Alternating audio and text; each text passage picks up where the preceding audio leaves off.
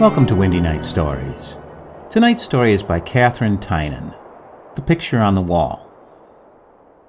Upon my word, Millicent, with an impatient laugh, there are times I could swear your heart wasn't in it. Times when, for all your childlike transparency, I could almost believe there was another man somewhere to whom you had given all that ought to be mine. Oh, hush, hush, answered a soft voice. Don't say such things, my darling. They are treason against our love. Poor little woman, said the man repentantly. I oughtn't to have said that, for I know it is not true. But you are cold-blooded, little girl, deucedly cold-blooded. Here have I been talking about our honeymoon that you seem so determined to postpone, and cheating myself by talking of it into a half-belief that it had arrived, and yet, when I look into those milky eyes of yours to see if I've put a spark of fire into them, I find only a wandering look of alarm. Is it any wonder you baffle and distress me? The girl lifted up the eyes he had called milky. The unusual epithet was the right one in her case. The wide, innocent-looking eyes were of a curious pale blue, nearer the color of spilt milk than anything else one could think of. There was a slightly scared expression about them, and the sensitive lines of the mouth, the fineness of the silky hair, the frequent movement of the slender hands, all spoke of a highly strung, nervous organization. I am afraid, she said, with me, love means fear. You are so strong and confident, while I, since I have known and loved you, I have realized with anguish the 1,001 chances that may snatch us away from each other forever. The more reason for hastening our marriage. If I had your shadowy fears, Millicent, as I have not, for you are healthy, my white rose, despite your too active imagination, I should scarcely breathe till we belonged to each other. After that, the deluge. The girl trembled violently within his arms, murmuring his name half inaudibly. Geoffrey, Geoffrey, he repeated after her. But what have I said to frighten you, my sweetheart? Nothing can separate us.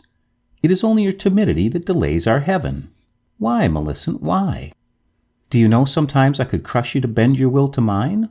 What a will, little girl, though you look so soft and yielding. I will yield everything once we are married, Geoffrey. Yes, darling, said the man, suddenly mollified. But when is that to be?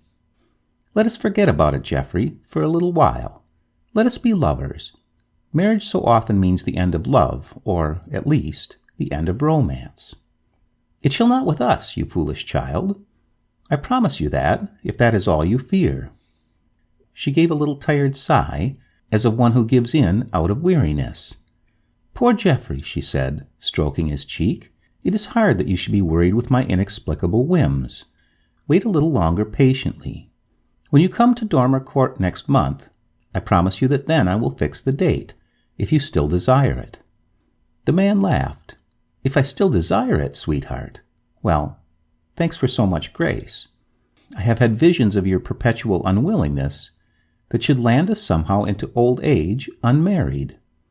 The girl crept close to him, and they were silent, the silence of lovers that means so much satisfaction. After a time they stood up and sauntered easily down the garden path. It was September, and the late roses were out in bloom, and now and again a bird trilled sweetly, a little song very different from the full rapture of early summer. The late warbler sings as one that trolls at random when the feast is over, quoted Millicent Gray. The homely red house came into sight, with its veranda and the many garden paths diverging from it into winding walk and shrubbery.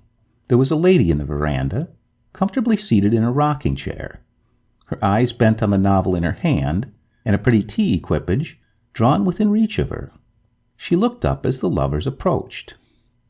Dear people, she said gaily, I am glad you have thought at last of me and the tea. I have had some difficulty in restraining Joan's impatience, though, indeed, if I had taken my tea a quarter of an hour ago, and given you the Tynan, I don't suppose you would be a whit the wiser. She tinkled a little bell at her elbow, and in a minute or two the spruce Jones arrived with the teapot. Mrs. Evelyn drew herself up from her languid position and poured out the tea. She was an exceedingly pretty woman, nut-brown and with flashing white teeth, this cousin of Geoffrey Ainsley, and high school friend of his betrothed. "Well, Helen," said Ainsley, "we haven't been idle. Millicent has at least named a time for naming the time for our marriage. Most men mightn't think it a tremendous concession, but I am grateful for small favors." "She's a shy bird, Geoffrey," Mrs. Evelyn answered, getting up to kiss her friend. "So I think you have gained a concession, and Millicent is well worth waiting for. But here comes my great boy," she cried, as the house door was opened by a smiling nurse, and a delightful brown-faced youngster toddled onto the veranda and ran to his mother. "Thank you, nurse," she said. "Now you go to your tea while I take care of Master John." The boy trotted from his mother to Millicent and stood by her knee, leaning his chubby arms upon her dress. Presently the two went down on the lawn for a romp, a delightful romp with a ball and a puppy, which was accompanied by peals of laughter. "She will make an exquisite mother some day," said Mrs. Evelyn, translating into words something of the look in the man's eyes. He gave her a swift glance, which had a shy gratitude in it. "I am nearly tired of waiting, Helen," he said. "She is in no great hurry to give me my happiness." "But she has promised something now?" "She has promised to fix a date when I go down next month to their place. Have you ever been there, Helen?" "Never. For all our staunch friendship, Millicent has always had her reserves with me. I know little about her family, except that they are poor and proud. The father's letter to me was stiff enough. I suppose they live in a kind of feudal atmosphere in their Northumbrian woods. I might have resented the tone of it, only I feel so unworthy of my girl. After all, if the old fellow writes as if he were of the blood royal, I, Millicent's lover, should be the last to complain." "You have the ideal temper for a lover." "It has been sorely tried, Helen, I assure you. You women wear well through an indefinite engagement. For some incredible reason you make your heyday of it, while with us it is a time that stirs the sleeping savage in us more than any other set of circumstances in which we could be placed. Poor Geoffrey! But here comes your pretty lady love, and my young savage has pulled down all the gold silver of her hair. How delightful she looks disheveled." It was indeed a charming face that looked at them, as Millicent came towards them, vainly endeavoring to twist up the coil the child had pulled about her shoulders. September passed goldenly, and the trees were in full pomp when there came in wild weather with the October new moon. The storms very soon made havoc of garden and woodland, and every day brought tidings of destruction by land and sea. It was on one of those wild days that Geoffrey Ainsley and Millicent Gray left King's Cross for the long journey northwards. It was murky in the great station, and without in the yellow streets there was a fog of rain, and a sodden plashing underfoot, where the miserable ranks of pedestrians trudged stolidly. The lovers were undismayed by the weather. Millicent for once seemed to have pitched care to the winds, and her eyes had a brighter light, her cheeks a rosier flush than usual. When the train had steamed out, and they were rushing through gray sheets of water, past ghosts of warehouses and ranges of dingy dwellings, dimly seen through the mist, Geoffrey leant forward and took the two little hands, warm from the muff. They were alone in the compartment. "This might be our honeymoon, little woman," he said, fondling the slim fingers. "In this weather?" she asked. "Yes, why not? I should have no eyes for the weather." "Nor I," she said, softly audacious. "No, sweet?" he cried delightedly. "So you wish for the dreaded time after all?" "Wish for it? Ah, that is a poor way of putting it."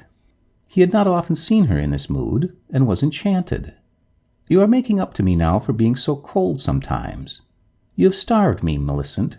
You women don't know what it is never to meet with an answering ardor. I have never felt cold even when I seemed so. I have been afraid to show you all I felt. Believe this, my dear. But today I am done with fear. No matter what comes, you must believe in the fullness of my love for you." The rain lasted all day till late evening, when the lights of the little wayside station shone blurred through the mist. They drove to Dormer Court through a heavily wooded country. The place looked ancient, and did, indeed, date back some hundreds of years. The dining hall was panelled with fine old oak, and the fireplaces on each side were massively carved. A gallery ran round it, from which corridors diverged each side to the sleeping apartments. There was a good deal of armour in shadowy corners, and on the high dresser there was a show of heavy silver plate, the sale of which might have turned the poverty of the Grey family to affluence. But Sir Rowland Grey would have as soon thought of selling one of his daughters, perhaps sooner, as of reducing the heritage that had come to him by turning the slightest portion of it into hard cash. He was a frosty old gentleman, with a haughty air which Ainsley did not find reassuring.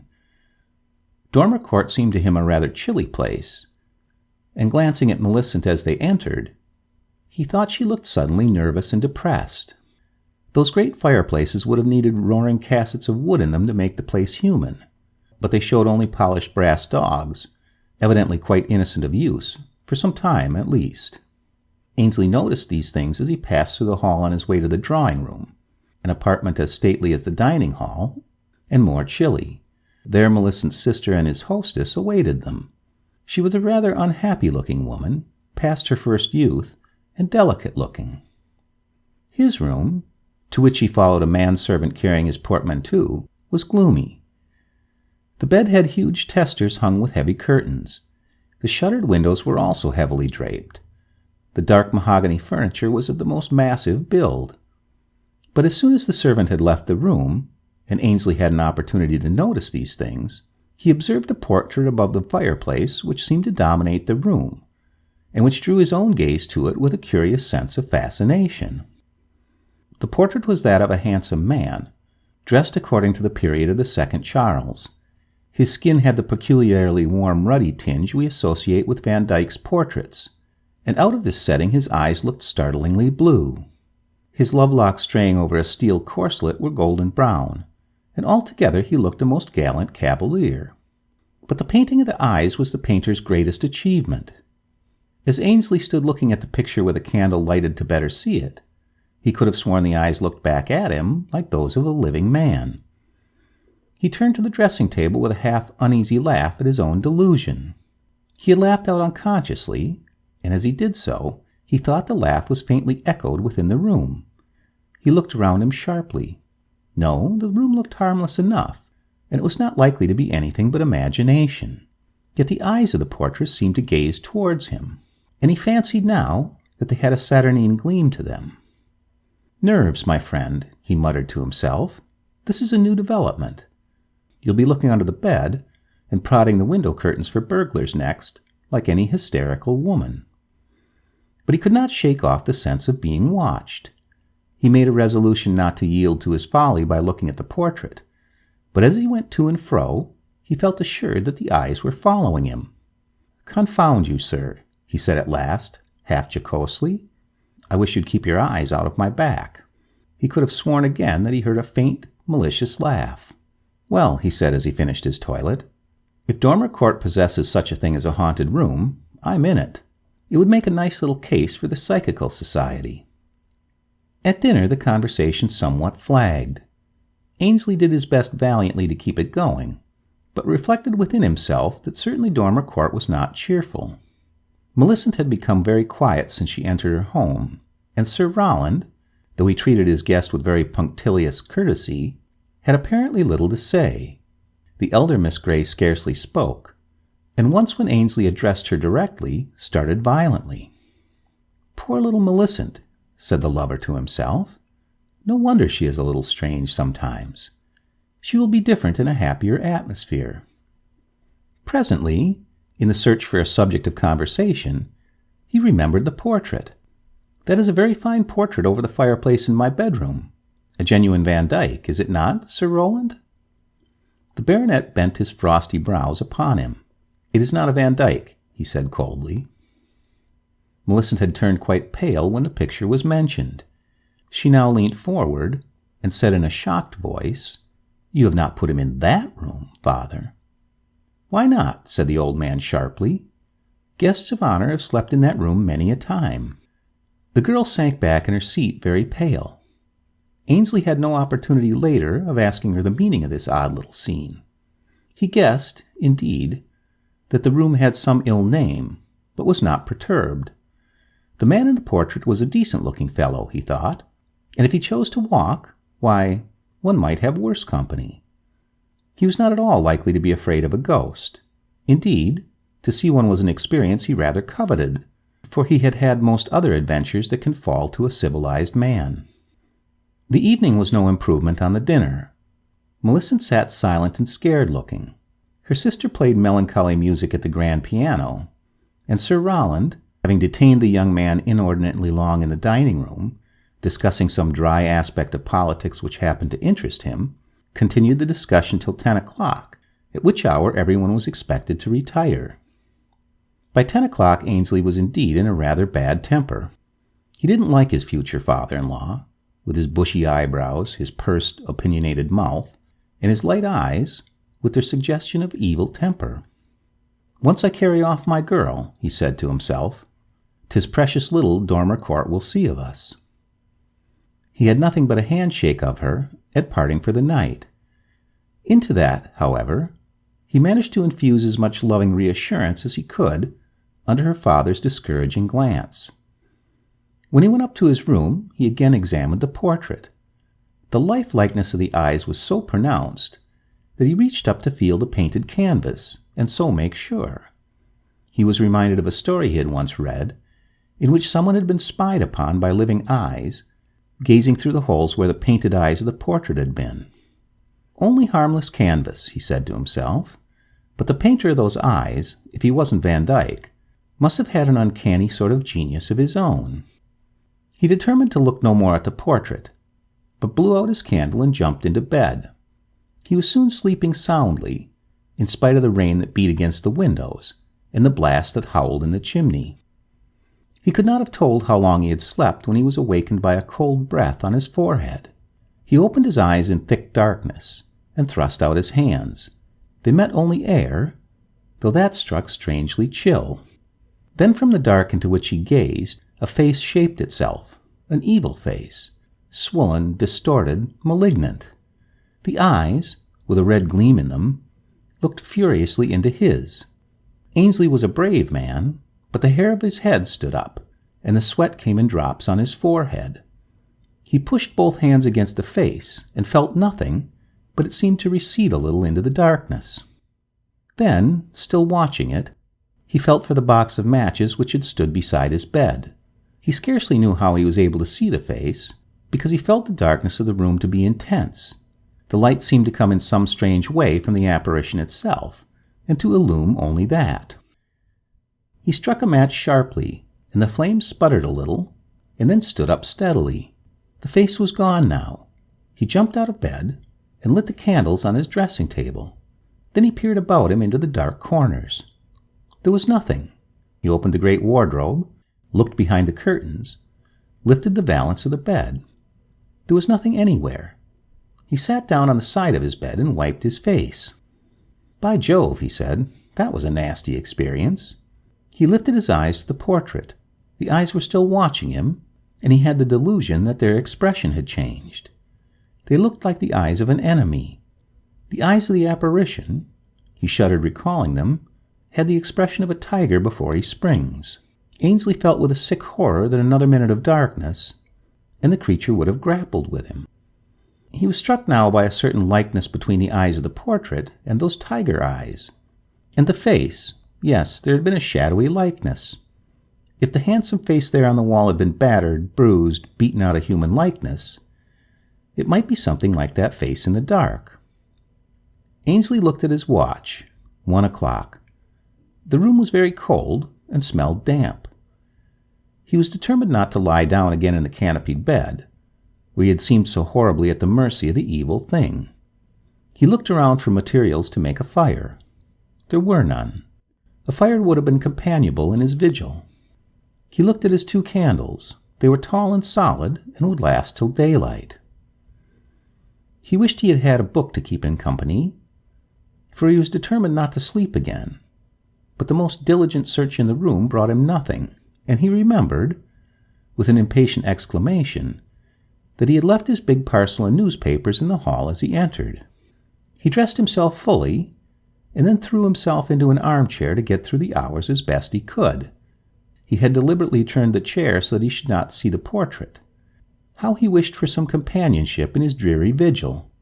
If only he had Jim, his bulldog, whom he had left forlorn behind him in London. He gazed at the candle steadily while the slow minutes passed. When he thought half an hour had gone, he looked at his watch. It was only 10 minutes past 1. If he had been more at home in the house, he would have left that unpleasant room and betaken himself anywhere, out in the storm even. But he had the English dislike of doing anything out of the ordinary, and when he contemplated an escape from the house, he imagined a midnight alarm and all the consequent rumpus. He must have dozed in his chair, for he awoke in a cold sweat suddenly, with that clammy breath lifting the hair on his forehead and an ice-cold hand on his throat. When he sprang into wakefulness, the hand slowly relaxed its grip. There was nothing to be seen, except that the candles were guttering in the wind from the chimney. He flung back the window shutters and opened the windows. He thought now of the room as a grave. The fresh air rushing in seemed to steady him. His heart was beating fast, and he could not rid himself of a conviction that those fingers were meant to strangle him. The rest of the night and during the gray dawn, he walked up and down his room. The morning brought relief, and also anger. He was in no state of mind to unravel the things that had happened to him, but he was furious at the house and the people. That old devil, as he mentally called Sir Rowland, must have known what guests that infernal room of his harbored, and yet had put him there to sleep. And Millicent, she had let him sleep there. His anger became cold, but none the less steady, at the thought of her. But the bitter things he could have said in his brief anger froze on his lips when they met. He was early in the breakfast room, and had packed his portmanteau for his departure before coming downstairs. But she was waiting for him. A great rush of pity flowed into his heart as he saw her. She looked so pale, so forlorn, so utterly hopeless and wretched, and he had been thinking of her as sleeping well. He went towards her with a half-articulate expression of tenderness. "No," she said, waving him back, "not now. Come this way. We shall be disturbed here, and I must speak to you." She led the way into a little room that opened off the hall. "This is my own room, where no one comes unless I ask them," she said.